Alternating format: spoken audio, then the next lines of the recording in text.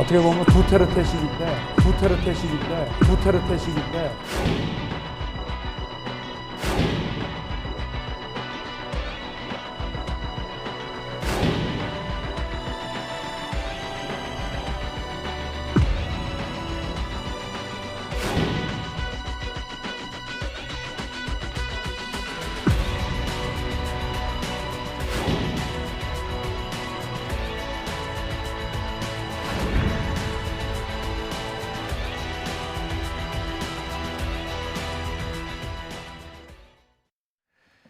본격적인 대선 레이스에 돌입한 국민의힘에서 예비 후보들 간 신경전이 거셉니다. 사형제 부활 문제를 두고 벌어진 논쟁에 난데없이 필리핀 두테르테 대통령이 호출되기도 했죠.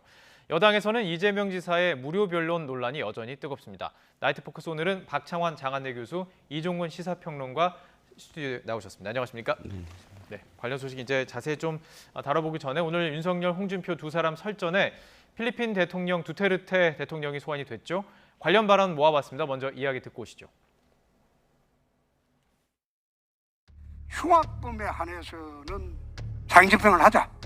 그래야지 사회가 최소한의 안전망을 갖출 수 있을 것이다.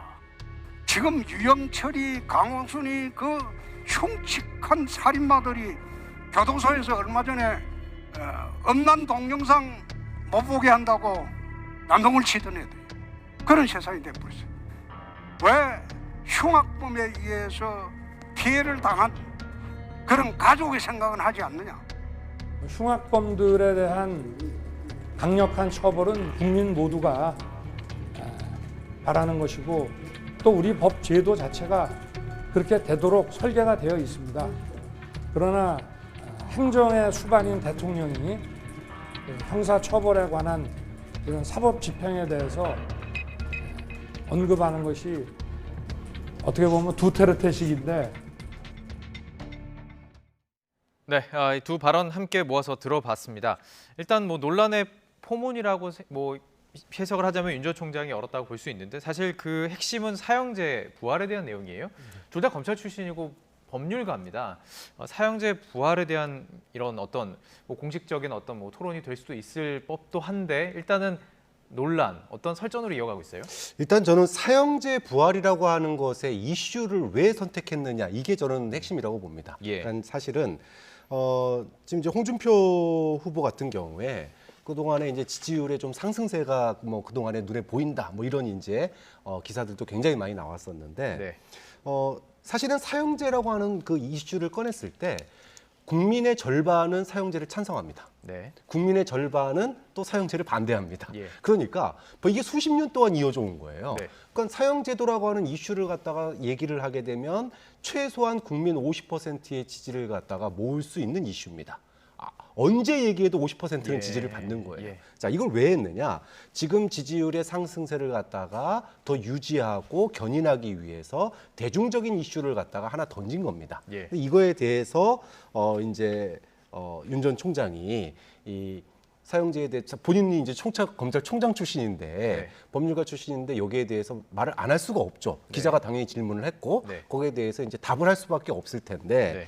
여기에 대해서 이제 그거 좀 너무 나간 거 아니냐. 이제까지의 국민적인 합의는 사형 제도가 없어진 게 아니에요. 사형은 선고를 하는데 집행을 안 하고 있을 뿐입니다. 예. 그러다 보니까 사형제 부활이라고 하는 게 두테르테식이다 이렇게 이제 비판을 하면서 예. 딱 논박이 이어지는 거죠. 예, 어쩌면 핵심상 사형제 부활에 대한 토론이 될 수도 있었던 게 두테르테 대통령을 언급하면서 이게 약간 조금씩은 달라지는 모습도 좀 보여요. 이게 어떻게 프레임으로 좀 바뀌는 것도 같고요.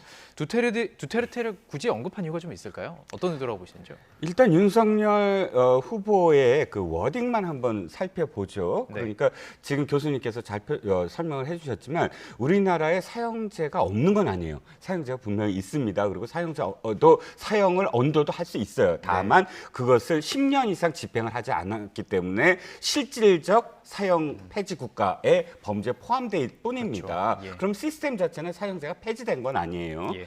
그런데 문제는 그 앞부분에서는 그래서 시스템 말을 했고 뒷부분에서 그런데 그걸 언급하는 건 대통령이 언급하는 건 두테르테식이다 이렇게 했거든요. 있거든요. 사실 두테르테 대통령이 대통령 후보 시절에 이렇게 얘기했어요. 공약으로 내가 대통령이 되면 범죄자들을 다 처벌할 것이다. 예. 그러니까 이렇게 표현했거든요. 이것이 사실상 상권 분립이 된 그런 시스템이 있는 국가에서 맞느냐. 예. 후보의 공약으로서 대통령, 행정부의 수반인 대통령이 된 사람이 어떤 뭐 무기징역을 하겠다, 사형을 하겠다, 어떤 처벌을 하겠다라고 그러니까 주어가 되는 게 맞느냐. 네네. 이거는 사실 분리화되는 거 아니냐, 이렇게 해석이 가능한 부분이거든요. 예. 그래서 두테르테 대통령을 폄하했다거나 혹은 무슨 뭐 차용을 해서 인용을 해서 모욕을 준다거나 이런 뜻보다는 네네. 실제로 그것이 굉장히 필리핀 내에서도 찬반 논란이 가열됐고 또 찬성하는 측도 많아요. 그래서 뭐 상당히 인기 있는 어떤 부분도 있었고 또 네네.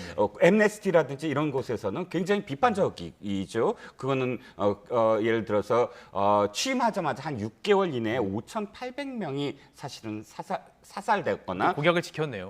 살해됐거든요. 예. 이런 부분들에 대해서 찬반이 분명히 있었고 네. 그런데 지금 앵커님께서 말씀하셨듯이 이 논쟁은 사실상 저는 논쟁으로 가야 된다는 거예요. 사형제가 예. 정말 옳으냐 그러냐, 대통령이 그것을 공약할 수 있느냐 없느냐. 근데 이 문제가 그런 어떤 그러니까 교수님이 말씀하실 때 그런 이 논쟁을 벌이는 것이 아니라 예. 두테르테로 옮겨가면서 당신이 두테르테다 이런 네. 식으로 공박을 하게 됨으로써 예. 다른 지점으로 지금 초점이 바뀌고 있다. 이것이 좀 우려되는 부분입니다. 근데 맞습니다. 이제 그런 공방에 예. 두테르테과 그다음에 이제 그러니까는 이제 홍준표 의원이 그럼 두테르테의 하수인이냐 당신은 이런 식의 이제 얘기를 했단 말이에요. 맞받아쳤습니다. 이게 예. 이제 핵심인데 예.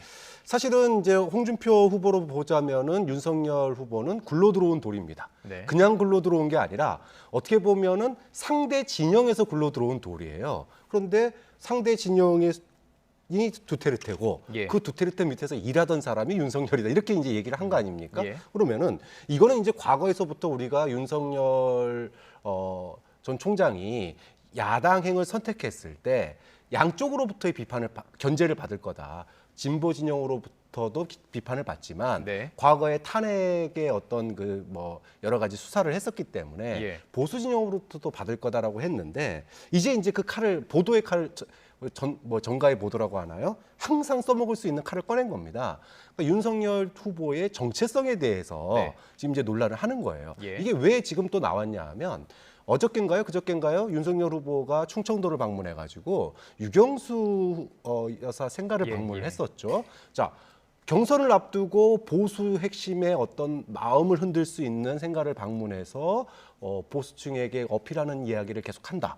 그러면 홍준표 후보로서는 위협적인 거죠. 예. 왜냐하면은 보수의 지지층을 갖다가 흔들어야 되기 때문에 예. 그러니까 이거를 갖다가 지지층이 유경수 이코르 박정희 뭐 이렇게 해가지고 가는 그런 이미지를 두테르테의 하수인이다. 당신 정체성이 예. 그 문 예. 대통령 밑에서 일하던 사람 아니야. 네네. 이런 식으로 그거를 갖다가 한 방에 희석시키기 위해서 예. 이 발언을 갖다가 하는 거죠. 자, 이 논란에 또 가세를 한 인물이 있습니다. 유승민 전 의원도 함께해서 비판을 했어요. 5명의 극단적 선택을 언급을 했죠. 이게 지금 홍준표 의원이 그 페이스북에 남긴 글에 그 덧붙여서 얘기하는 것인데요.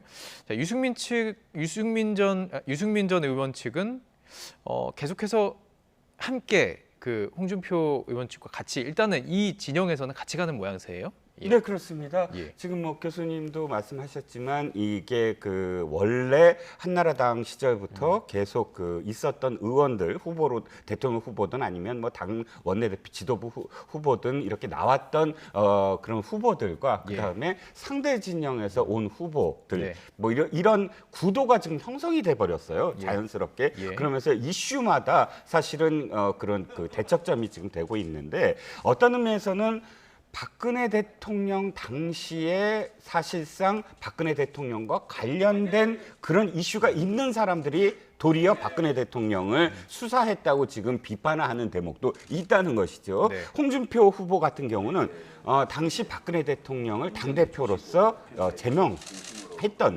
그런 그 원죄 같은 게 또 있어요. 예, 스스로. 유승민 의원은 당연히 박근혜 대통령의 그 탄핵을 찬성했다라는 것에서 또 원죄가 있고 그런 분들이 사실상 자신들의 어떤 그런 그 이 비판적인 부분을 도리어 윤석열 후보를 통해서 윤석열 후보는 그렇게 적폐 수사라는 이유로 예. 대통령을 지금 구속하게 되는 장본인이 아니냐. 예. 그러면서 자연스럽게 거기서 극단적 선택을 한 사람들도 있지 않느냐 하면서 이제 그 대치기를 했거든요. 예. 저는 이런 구도가 상당히 오래 지속이 될 것 같습니다. 네네. 어차피 지금 경선이라는 것은 예. 사실상 백척간두의 그런 싸움이거든요. 그러니까 그 본선보다도 더 치열한 어떤 그런 것 그런 같아요. 예. 상황이 돼버렸고요. 그렇기 때문에 지금 이런 어떤 시각, 그러니까 전 정권에서 어떻게 했고 또는 그 전 정권의 그 이 밑에서 어떻게 했고 이런 식의 서로 공방들이 유권자들한테 어떻게 비출까는 건 나중의 문제고, 지금은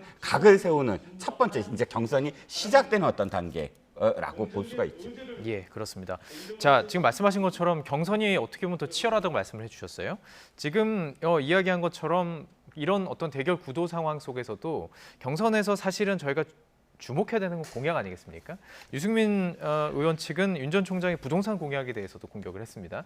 먼저 이 공약을 좀 말씀을 좀 나눌 필요가 있을 것 같아요. 이게 뭐 원가 주택, 그러니까 그 뭐 여러 가지 그 짓는 거 외에도 돈이 이렇게 들잖아요, 아파트는. 근데 딱 그 원가만 일단은 받아서 분양을 하겠다, 이런 공약인 거죠. 그렇죠. 5년 안에 300만 호를 갖다가 공급하겠다라고 얘기를 했습니다. 수도권에 130만 호 이렇게 얘기를 했고, 그리고 특히나 이제 청년들에게는 예. 원가의 집을 갖다가 제공을 하고, 예를 들어 5년이나 7년 일정 정도 시간이 지나고 나면 아파트 값이 오를 거 아닙니까? 가격이 오르면 올랐을 때 그 샀을 때와 올랐을 때의 그 차익 중에서 70%는 집주인에게 주고 청년에게 주고 30%는 국가가 가져가는 이런 이제 시스템으로 설계가 돼 있습니다. 근데 여기에 대해서 이제 논란이 여러 가지가 있어요. 원가를 그러면 뭘로 기준으로 할 거냐? 단순 주택비냐? 즉 공공의 토지에다가 짓는 거라면은 단순 주택비 정도로 될 텐데, 130만 호를 수도권에 지려면 공공택지 가지고는 부족하겠죠. 그러면 이제 민간 영역까지 갈 텐데, 그럼 토지 비용이라든지 기타 비용이 다 들어갈 거고. 네네. 자, 이랬을 때 그다음에 그럼 그때 팔지 않고 그 다음에 또 팔게 될 경우에 그 올라가는 분이 굉장히 있을 텐데, 네네. 이거를 국가 토지로 할 경우에 그 토지에 대한 가격도 상승분이 있을 거고, 그러면은 거기에 국가 재원이 갈 거기 때문에 이거 이제 논란이 이제 이게 예. 실현 가능한 거냐? 예. 이제 그 동안에 이제 국민의힘 측에서 이재명 후보의 소위 기본주택에 대해서 비판을 했었는데, 예. 사실은 결은 조금 다르지만 어쨌든 그 국가가 주도해서 공급을 하고 네. 또 그 공급의 이익을 갖다가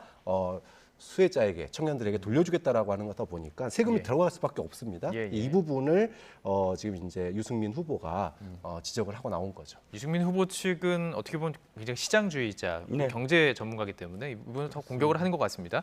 자, 이 부분에 대해서 공격을 할 수 있죠. 근데 그 공격을 한 부분에 대해서는 윤석열 전 총장 측은 가짜뉴스다라고 맞붙었어요. 네, 그렇습니다. 이제 예. 윤 총장이 가짜뉴스라고 한 부분을 첫 번째는 예. 어떻게 지금 저는 의미를 부여하냐면, 윤 총장이 드디어 스스로 논쟁을 벌이기 시작했다. 처음으로. 즉 지금까지 정치적인 어떤 발언들은 특정 후보와의 어떤 공방이나 논쟁은 하지 않았었어요. 주로 그런 걸 하는 건 캠프 측의 어떤 이 소속돼 있는 의원들이라든지 혹은 캠프의 뭐 그런 뭐 실장이라든지 이런 담당자들이 주로 어떤 정책적인 부분을 논쟁을 벌였다면, 네. 이제 드디어 처음으로 상대방 후보의 논쟁에 대해서 반박을 하는 발언을 시작을 했다. 예. 이건 이제 앞으로 윤 총장이 하는 발언 하나하나가 사실은 윤 총장의 어떤 정말 정책 공부를 어떻게 해왔는지, 그리고 자기가 이야기한 정책에 대해서 얼마나 체화돼 있는지를 네. 지금 볼 수 있는 대목일 것 같고요. 예. 그러면서 이제 처음으로 가짜뉴스 얘기를 나왔는데,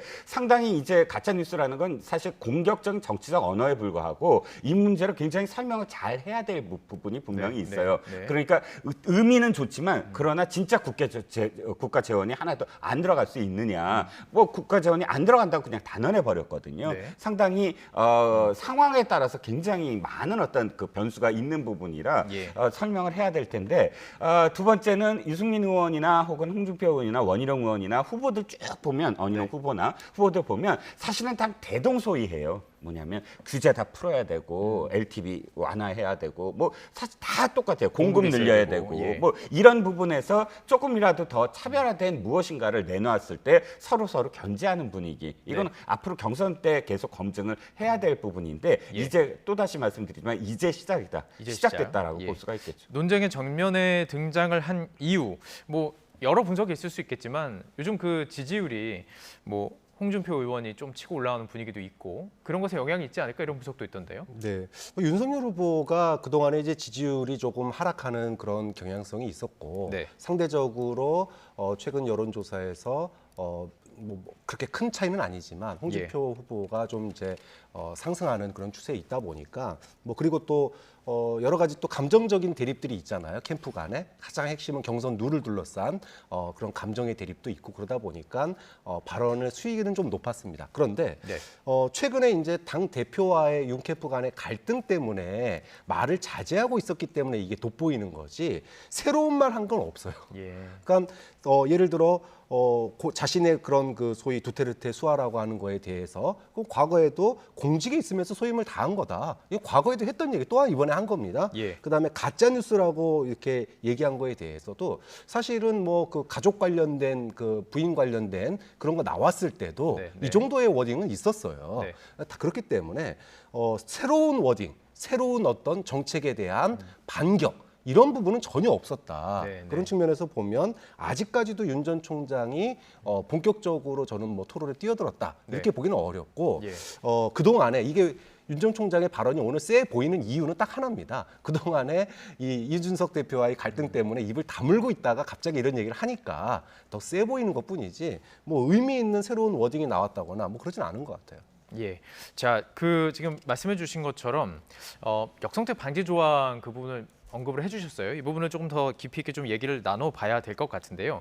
자, 전면에 나온 이유도 여러 가지가 있을 것이고 어쨌든 경선에서 어쨌든 지금 모두 다 내가 후보가 되겠다는 거 아니겠습니까? 그러다 보니 이 역선택 방지 조항은 룰에 대한 부분이에요. 이 룰이 바뀌는 것에 따라서 내가 될 수 있느냐 없느냐 참 중요한 부분 아니겠습니까? 네, 그렇습니다. 그래서 아주 첨예하게 지금 번복이 되고 있는데 이 역선택 관련해서 정말 실체는 어떻게 보십니까? 실체가 있다 없다? 예. 글쎄요. 예. 사실상 실체가 전혀 없다고 볼 수는 없을 것 같아요. 왜냐하면 네. 이게 매번 선거 때마다 사실은 쟁점이 되는 부분이에요. 뭐 이 한나라당 계열에 지금 국민의힘까지 왔지만 그러나 한 번도 이것이 관철된 적이 없어요. 역선택이. 예, 그러네요. 이유는 예. 여러 가지가 있겠지만 한 가지는 당시 예를 들어서 박근혜 대통령까지 봤을 때 네. 뭐 김영삼 뭐 또는 김영삼 그 밑에 이해창 뭐 이명박 박근혜 이렇게 이어져 내려오는 이 정당의 대통령 후보나 대통령들을 봤을 때 대개는 후보 시절에 30% 이상의 견고한 지지가 있었고 탄탄한 지지층이 있었어요. 네. 그렇기 때문에 역선택을 뭐 들어온다고 하더라도 그것이 큰 어떤 문제가 영향을 되지 안 끼칠 않았거든요. 거고, 예. 그래서 그것을 이쪽에서는 전혀 그 의식하지 않고 네. 도리어 뭐 적합도냐, 뭐 지지도냐, 뭐 이런 룰 미팅에서 그것이 도리어 더 이제 관전 포인트였는데 지금은 고르게 물론 뭐 윤석열 후보가 상당히 뭐 앞서 있었지만 지금 많이 또 조정이 됐지만 그럼에도 불구하고 정말로 고정적인 어떤 지지층이 있느냐 탄탄하게 흔들리지 않는 뭐 예. 보통 콘크리트 지지층이라고 할 수 있는 열성적인 로열티가 있는 그런 지지층이 있느냐 하면 사실은 아직 불안정하다라는 평이거든요. 그렇다면 이런 어떤 상황 속에서 룰이 조금만 자신한테 유리하더라도 네. 상황을 바꿀 수 있다라는 그 확신이 든 이상에는 룰 미팅에서 더 치열하게 주장을 할 수가 있는 부분이 있어요, 분명히. 예, 예. 그렇기 때문에 더군다나 이제 그 앞서서 그런 표현을 쓰셨는데 상대당 진영에서 온 사람들과 기존에 있던 사람들이 입장이 바뀌었어요 지금. 네. 기존에 있던 사람들이 도리어 역선택 방지에 대해서 뭐 더 주장을 할 수가 있고 왜냐하면 보수 정당이 계속 있었던 사람들이니까 네, 또 네. 상대당에서 온 사람들이 예. 그 역선택 방지 조항 없애야 되는 거 아니에요? 이렇게 돼야 되는데 이게 거꾸로 된 거예요. 예. 즉 상대당에서 온 사람들이 도리어 보수 전통적인 어떤 지지층으로부터 탄탄한 지지를 받고 있고 또 기존에 있던 사람들이 도리어 중도층에서 지지를 받는다든지 또 상대 후보 진영에서 지지를 받는다든지 이 논쟁이 사실은 지금까지의 어떤 방향 굉장히 달라 보이거든요. 예. 솔직히 말씀드리면 결론적으로 말씀드리면 이것이 사실 역선택 방지 조항이 관례적으로 없었다고 그래서 이번에 무조건 없어야 되느냐 하는 거는 기존의 상황과 지금 굉장히 많이 바뀌었다. 다르다. 상황에 따라서 예. 다르기 때문에 네. 이건 좀 더 논제가 보다 더 공론의 장에서 예. 좀 더 이야기를 해봐야 된다. 토론이 좀 토론해봐야 필요하다. 된다는 겁니다. 양측의 논리는 이렇습니다. 잠깐 설명을 드리면 찬성하는 측은 민주당 지지자들의 경선 왜곡 시도가 있을 것이라는 것이고 또 계속 없었으니까 말씀하시는 부분은 어떤 거냐면 중도 확장성을 무시하냐. 역선택도 지금 우리가 받아들여야 되는 부분인데 이런 주장이에요. 둘 다 논리는 있는 것으로 보입니다. 그렇죠. 예. 그러니까 국민의힘의 전신, 그러니까 과거 한나라당 시절부터 네. 역선택 조항을 적용하지 않았었습니다. 네. 이유는 간단해요. 국민들을 믿기 때문입니다.